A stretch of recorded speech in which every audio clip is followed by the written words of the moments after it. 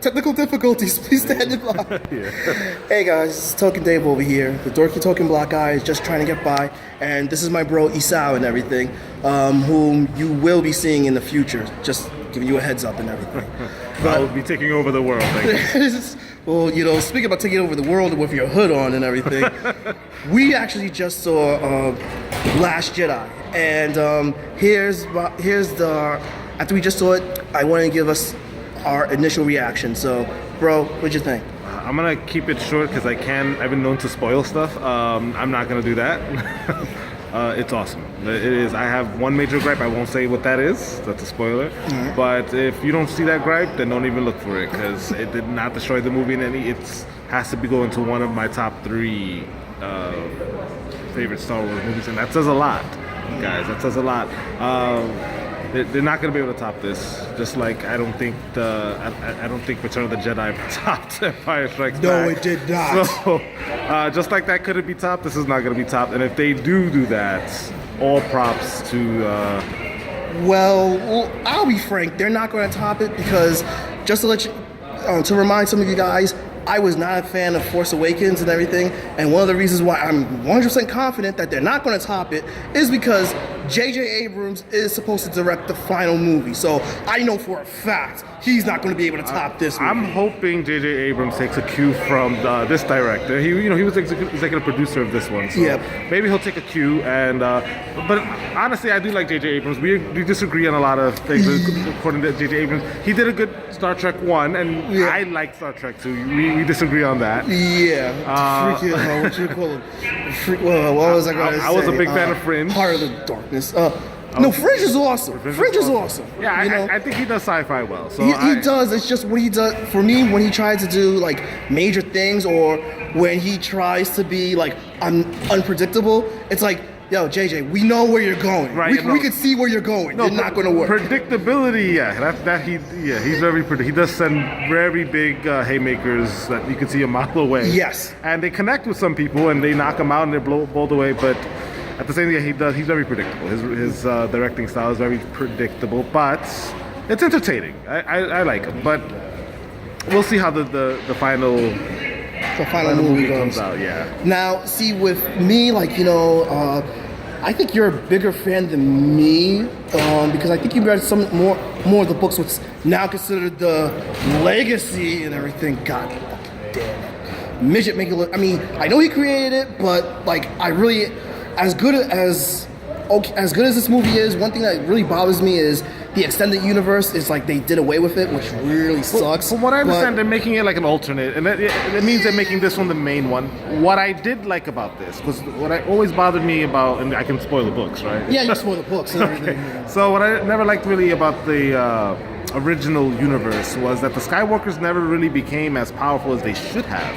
When you really look at how the ancient Jedis were, you know what I'm saying, and how they could blow up suns with their mind, and some people could escape death. And you're talking about, you know, Luke didn't really develop much in the way of the Force, and his father was born of the Force, so they should have been much stronger.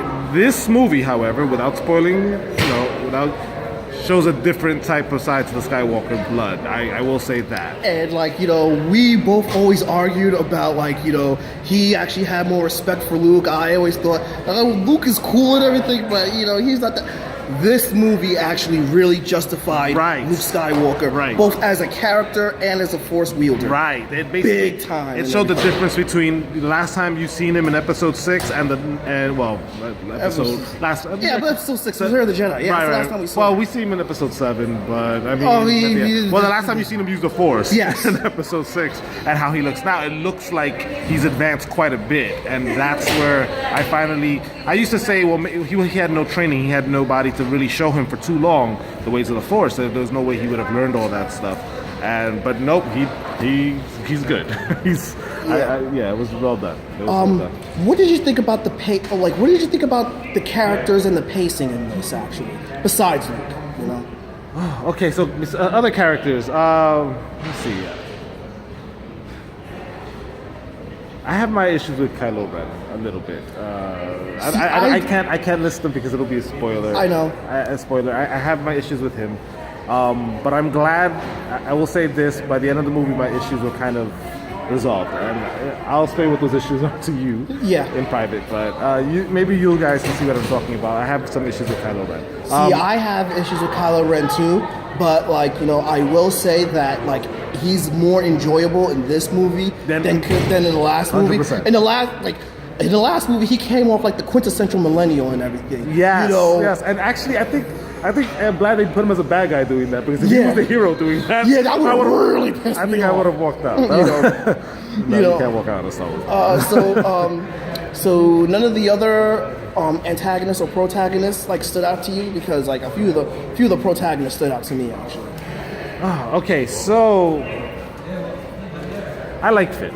I'm a big fan of Finn. I don't know. He wants to do what's right all the time. It doesn't necessarily look good. But see, that's the interesting thing about Finn. Finn is like he wants to do the right thing, but by the same token, it's like it's never clear cut and dry all the time. There's always something that he has to actually try to emotionally and mentally overcome, which is where I really feel that people misunderstand that character as well too. Any other characters? The dichotomy between Ren and Rey. Yeah. I'm not going to speak too much about it again, spoilers, but it's awesome. It's awesome I see what they're going at with them.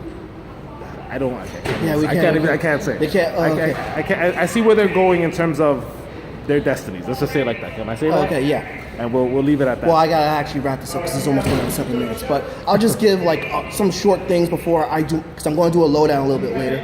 But I will say that basically, this movie actually starts off. I'm expecting something like Force Awakens, goes in a different direction. I am very glad. I'm very happy about that. As a Star Wars fan, there are some things that they actually, a lot of things they improve on, and the things that they change and everything. I feel that those changes were well warranted. In addition, you still have a lot of the things from the original lore, which are very key in this movie, which I won't get away with. Right. He said it best inside the theater. They took the blueprint and evolved it. Yes. That's basically not like Episode 7, where they kind of just took the blueprint and stapled it back on with a different like a collage. It's basically that's what it was. A glorified collage. No, this movie was an evolution of the blueprint. So well done. Enjoy the movie, guys. All right. Thanks a lot, bro, and everything. I really appreciate this. So, yes, I'm going to give you guys a lowdown a little bit later, but, right now, I'm just going to say it's definitely worth the watch. But, you got any other questions or comments or concerns, drop them below. Give this video a like. And subscribe. Right. Yep. Well, I'm going there, man. I took your line. Follow Token Dave on Facebook or go on Twitter for Token Dave 80. Subscribe, like he said, and ring that bell so you know when a new video loads. But until then, this has been Isao and Token Dave, the Token Black Guy that's just trying to get by, and I'll catch you guys later.